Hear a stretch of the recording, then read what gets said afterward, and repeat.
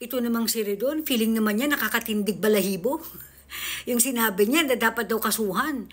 Yung nasa likod ng pamimeke ng sinumpang salaysay ni Ting Siguteza. Kasi gusto nilang palabasin na si Senator Marcoleta ang nasa likod ng di umano pamimeke ng sinumpaang salaysay nitong Siguteza. Hoy, Redon. Okay, unang-una, ulitin ko, nasabi ko na to, no? Wala nang mas hihigit pa doon sa sinumpaang salaysay niya, live na live in front of every all, ha? Diyan sa Senate Blue Ribbon Committee.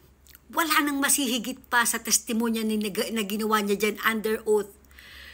Diba? In public, sa harap ng mga senador, sa harap ng taong bayan.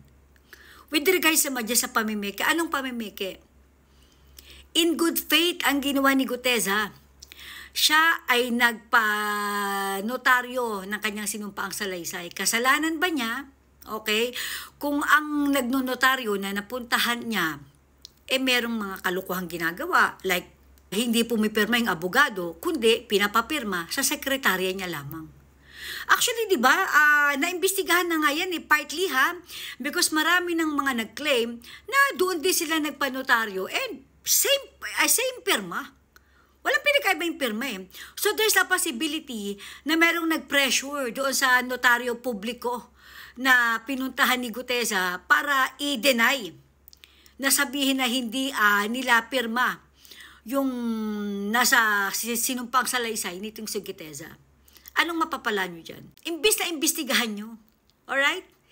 Yung mga nilalaman nung sinabi ni Guteza sa Senate hearing, kung sino-sino yung mga binanggit niya doon, imbis na doon ang pagtuunan nyo ng pansin. Talagang nakatuon ng pansin nyo doon sa ginawang pagde-deny ng notaryo publiko na hindi daw nila pirma yung nandoon sa affidavit ni Guteza. Diba? Masyado kayong triggered. Bakit diyan kayo nakakonsentrate? Diba? Bakit hindi doon sa laman ng salaysay ni Guteza? Ano ba? Gusto nyong i-discredit yung credibilidad ni Guteza. Sa totoo lang, si Guteza, siya yung pinakawalang kinalaman dito. Hindi nga siya kasali sa flood control Wala nga siyang kinita dyan. Wala rin naman siyang connection dito sa mga contractor. Diba? Ang naging papel niya na napakahalaga is nagdi-deliver siya ng mali-maletang kwarta dito kay Saldico, kay Romualdez, at saka dun nga sa Malacanang Palace, sa Gate 4. Diba? Sa harapan ng Gate 4 ng Malacanang Palace. Bakit hindi na pagtuunan nyo ng pansin? Hindi naman bago yung sinabi ni Guteza kasi may mga contractor.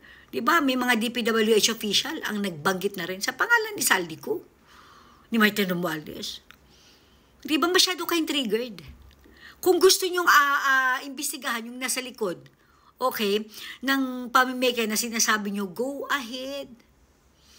Di ba? Hindi nakakatindig balahibo yung sinabi mo rin doon.